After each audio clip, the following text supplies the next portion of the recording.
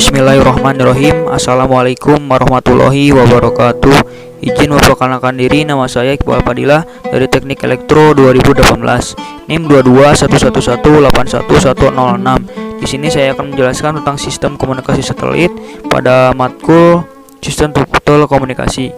Pada awal sejarahnya yang akan saya jelaskan terlebih dahulu yang ada pada gambar. Jadi awal sejarahnya pada pengembangan awal sistem satelit ini pada saat Perang Dunia Kedua, khususnya untuk pengandalan rudal. Jadi teknologi satelit ini dikembangkan dengan tujuan awal yaitu militer. Kemudian dikembangkan untuk implementasi pada bidang telekomunikasi. Pada tahun 1957 itu diorbitkan satelit pertama yaitu Sputnik 1. Pada 1960 Tiros 1, 1961 Vostok 1, 1962 Telstar 1, 1963 Syncom 1, 1965 Intelsat 1, dan masih banyak lagi. Mempunyai 3 karakteristik penting, yaitu yang pertama, sinyal komunikasi satelit ini dapat menempuh jarak yang sangat jauh sampai ruang angkasa tanpa penguatan. Konsekuensinya, satelit bersifat aktif, mempunyai pengurus sinyal yang on-board. Kedua, peralatan berada di daerah yang tidak dihuni manusia, extreme environment atau luar angkasa. Ketiga, perbaikan dapat dianggap mustahil dilakukan setelah satelit diluncurkan ke orbit, baru bisa dilakukan pada orbit LEO. Untuk MEO dan GEO belum bisa. Walaupun satelit komunikasi awalnya digunakan untuk pelengkap sistem kabel jarak jauh, long distance cable system, namun terdapat beberapa perbedaan di antara kedua sistem tersebut. Long distance cable bersifat point-to-point connection, komunikasi satelit bersifat point-to-point atau multi-point to multi-point. Lalu ini untuk hierarki untuk perkembangan komunikasi satelit teknologi, mulai dari monopolarization, lalu frekuensi 6/4 GHz yaitu pola pancarnya menggunakan global beam, kemudian meningkat pada multi-spot beam sampai akhir pada global network.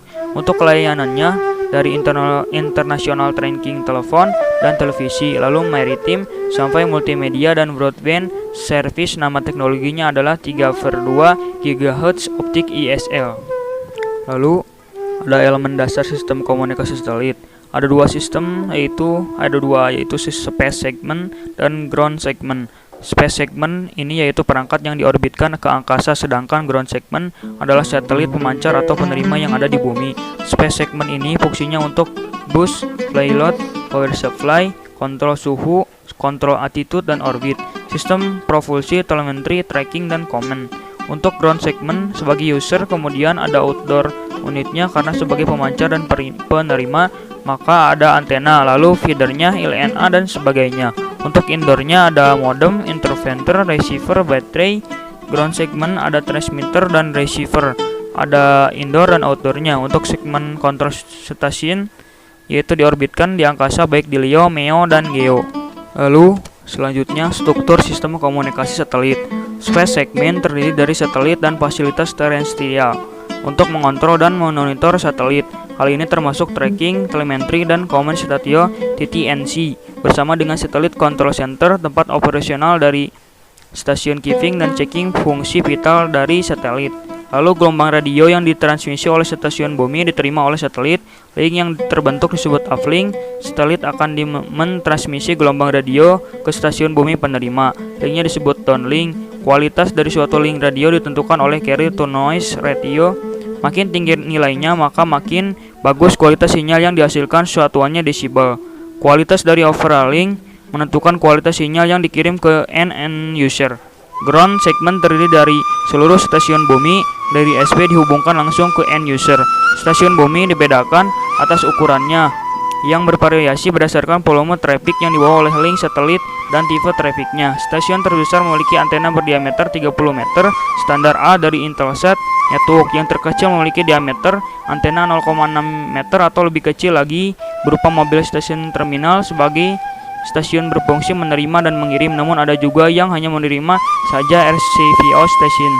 Untuk selanjutnya, satelit memiliki dua peranan, misal dari pemancar A dan B sebagai penerima, A-nya sebagai pemancar, melewati satelit yang mengorbit di luar angkasa. Dari A ke angkasa disebut uplink, lalu dari luar angkasa ke stasiun B disebut downlink. Satelit memiliki dua peranan, yaitu satu memperkuat ampli receiver carrier untuk transmisi pada posisi downlink. Kedua, mengubah frekuensi carrier untuk menghindari reinjection dari sebagian transmitted power ke receiver. Lalu untuk selanjutnya, topologi untuk komunikasi satelit point-to-point network. Jadi yang pertama, point-to-point network, komunikasi antar dua buah stasiun bumi. Jika ingin mengirimkan informasi dari stasiun bumi ke stasiun bumi lainnya, harus melalui satelit yang mengorbit di luar angkasa. Baru nanti informasi dikirim kembali ke penerima. Lalu selanjutnya, topologi mesh network. Mesh network menggunakan tambahan satu stasiun bumi yang disebut hub station. Fungsinya untuk monitoring kondisi komunikasi antar stasiun A dan stasiun B.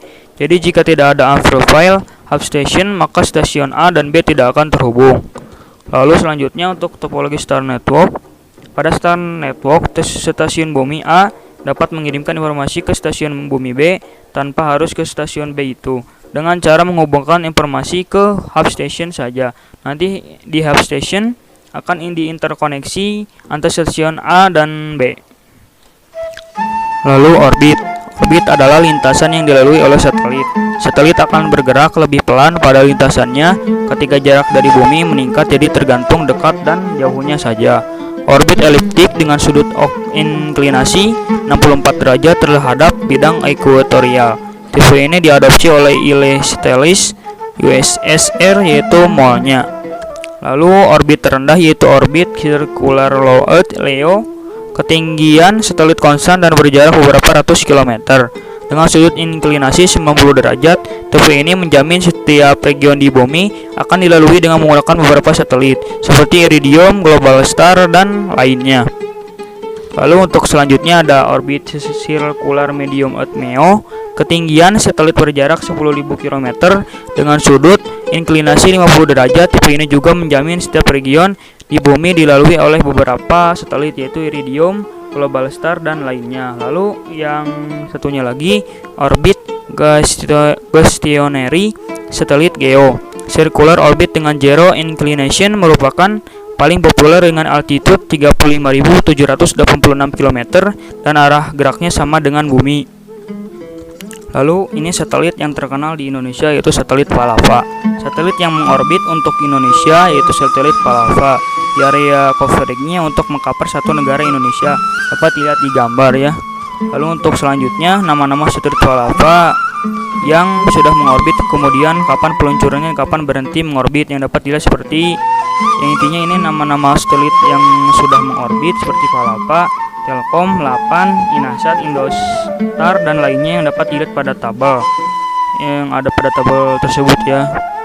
Lalu ini untuk bandwidth frekuensi radio dengan rentang yang bermacam-macam seperti yang pertama VLF, very low frekuensi, kurang 30 kHz dengan panjang gelombang lebih dari 10 km, dan untuk gelombang-gelombang lain yang lainnya dapat dilihat pada gambar.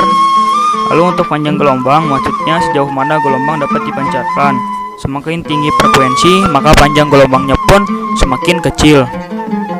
Lalu, propagasi gelombang radio. Gelombang dapat merambat melalui berbagai medium, antara lain padat, yaitu dari gedung ke gedung, lalu untuk cair di laut, untuk udara, komunikasi seluler. Propagasi gelombang radio dibedakan menjadi propagasi gelombang tanah, ada gelombang langsung, gelombang pantulan tanah, gelombang permukaan tanah, propagasi ionosfer, lapisan terendah dari atmosfer. Pada gambar yang di tabel yang ada pada di sini, pada gambar propagasi ada dua buah sinyal. Ada ground wave merambat berdasarkan pengaruh permukaan tanah. Untuk ionosfer yaitu gelombang yang merambat kemudian mengalami pantulan pada saat menyentuh lapisan ionosfer. Lalu propagasi gelombang tanah melalui gelombang langsung dari antena pemancar ke antena penerima. Ini langsung diterima tanpa menyentuh permukaan bumi. Itu yang pertama. Untuk yang kedua, gelombang permukaan pantulan tanah itu gelombang yang berdasarkan berbenturan dengan permukaan bumi lalu diterima oleh antena penerima. Lalu propagasi gelombang tanah. Gelombang permukaan tanah, gelombang yang merambat mengikuti tekstur permukaan bumi. Jadi secara otomatis merambat mengikuti permukaan bumi ke penerima yang dapat dilihat pada tampilan. Lalu selanjutnya propagasi ionosfer memanfaatkan lapisan ionosfer untuk memantulkan gelombang. Lapisan ini terletak pada ketinggian 50-500 km di atas permukaan bumi. Lapisan ini terbentuk karena adanya radiasi sinar matahari. Perbedaan derajat ionisasi pada lapisan ini menghasilkan pembagian ionosfer ke dalam berupa beberapa lapisan. Lapisan D 50-90 km. Lapisan D merupakan lapisan paling bawah dari ionosfer. Lapisan E 90-145 km.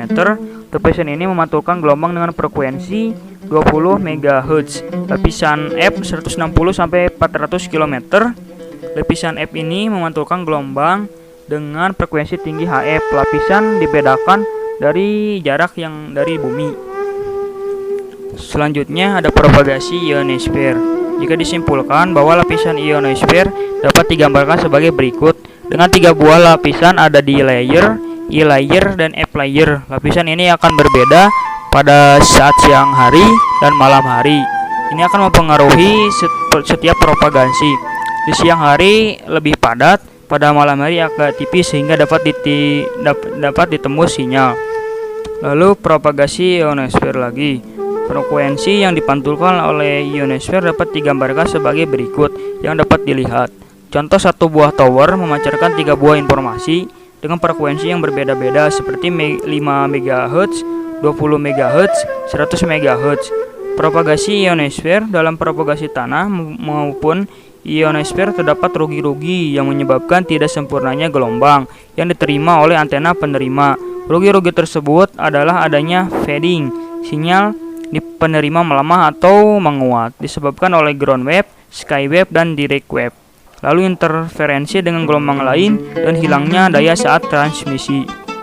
Lalu untuk selanjutnya, komponen dalam komunikasi gelombang radio yaitu antena.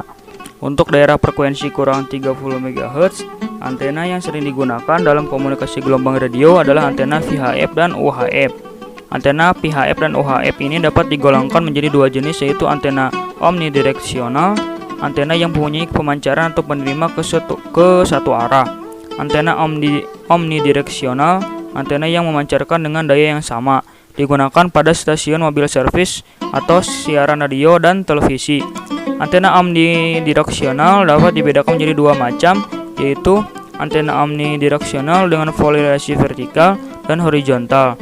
Pada gambar ini, antena omnidireksional dengan polarisasi vertikal, macamnya antena koaksial dan antena Brown. Lalu antena vertikal dengan penguatan tinggi. Lalu dapat dilihat pada gambar. Kenapa sih vertikal? Karena dilihat dari bentuknya. Lalu antena omnidireksional dengan polarisasi horizontal, macamnya 1 antena super turnstile, 2 antena supergain, antena direksional atau berarah, digunakan untuk perhubungan titik ke titik atau penerimaan TV. Jenis-jenis antena dengan diagram pancaran berarah antara lain adalah antena corner reflektor, Yagi-Uda, parabola, dan helikal. Contohnya, parabola memancarkan hanya pada satu titik saja, dan akan dijelaskan lagi pada hal yang selanjutnya. Lalu pada gambar ini, antena corner reflektor berupa array dari parasatik elemen pada 2 bidang datar yang berpotongan membentuk sudut di mana radiatornya berbeda atau di mana radiatornya berada. Lalu selanjutnya antena Yagi-Uda terdiri dari driven elemen reflektor, direktor, dan boom. Banyak digunakan dalam komunikasi VHF. Lalu selanjutnya adalah antena parabola, digunakan untuk daerah frekuensi UHF band atas dan gelombang mikro. Prinsipnya adalah memusatkan tenaga radiasi dari radiator. Penguatan antena tergantung parabola yang tergantung dari diameter dan frekuensinya. Cukup sekian dari saya penjelasannya. Mohon maaf apabila ada tutur kata yang kurang tepat atau kurang berkenan, karena memang kesalahan dari saya. Sekian dan terima kasih. Wassalamualaikum warahmatullahi wabarakatuh.